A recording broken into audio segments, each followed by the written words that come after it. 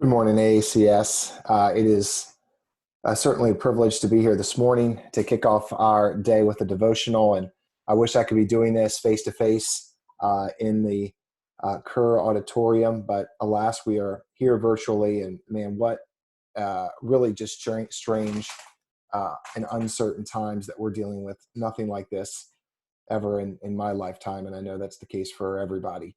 So we're navigating this together. And as we deal with uncertainty, and that's, I think, the best way to describe what we're dealing with right now are just things that we just don't know, have a lot of answers.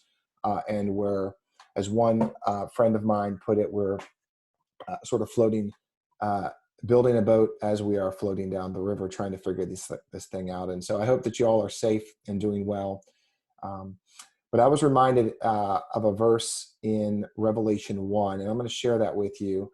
And certainly not going to get apocalyptic on you this morning. But it was a huge encouragement to me, this verse. And John is writing here to the churches. There's 7 different churches that he's writing to. And he says this, he says, it's for the now and it's also for the future. And I think what John is sharing with the churches is relevant to us today. I'm certainly not going to get into all that Revelation has to share, but I do want to share these verses here out of Revelation 1.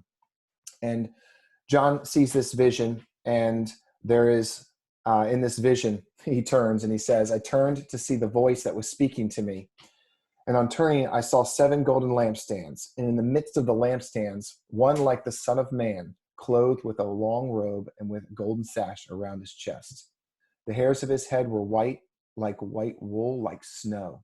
His eyes were like a flame of fire. His feet were like burnished bronze, refined in a furnace, and his voice was like a roar of many waters. In his right hand he held 7 stars. From his mouth came a sharp 2-edged sword, and his face was like the sun shining in full strength." And I don't think it was coincidence that in John's vision, the very first thing that he sees is Jesus. And I think what John is trying to teach his readers, particularly those at that time who were dealing with immense persecution, and talk about uncertain times, the government that they were subject to was in the process of trying to eliminate them, exterminate them by killing them off, dealing with a tremendous amount of persecution. John himself had been exiled to an island. We certainly aren't experiencing that in America, but we're dealing with something that's really difficult as well. And I think this is important to understand, is that in these uncertain times, as John certainly wanted his readers to understand, that there is one who is there with us in our midst, and he understands the struggles in which we are going through. And I think it's not ironic that John starts his whole book of Revelation with the vision of Jesus, this being there. John basically is saying this: hey, listen, we're dealing with a lot of things, but there is one who is there for us. He's with us. John refers to himself, Jesus, as the Alpha and the Omega, from the beginning to the end.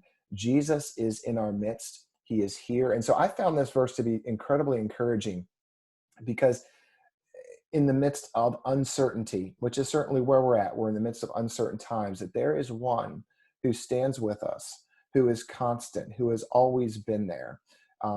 And he is not here as a passive observer. I mean, some of the language here, we talk about feet burnished with bronze, okay? Roaring waters, a voice like roaring waters, a two-edged sword, obviously referring to his own words, shining like the sun. I mean, he is here, and he is powerful, and he is mighty. And this same powerful, mighty person, this man, Jesus, loves us. He cares for us, and he is with us in this time. And so I'm just really encouraged, and I want you guys to be encouraged as well, to know that, hey, listen,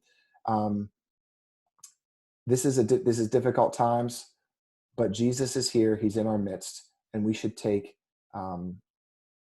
refuge in him and be encouraged by that. And I hope that you're encouraged by that this morning as well, ACS.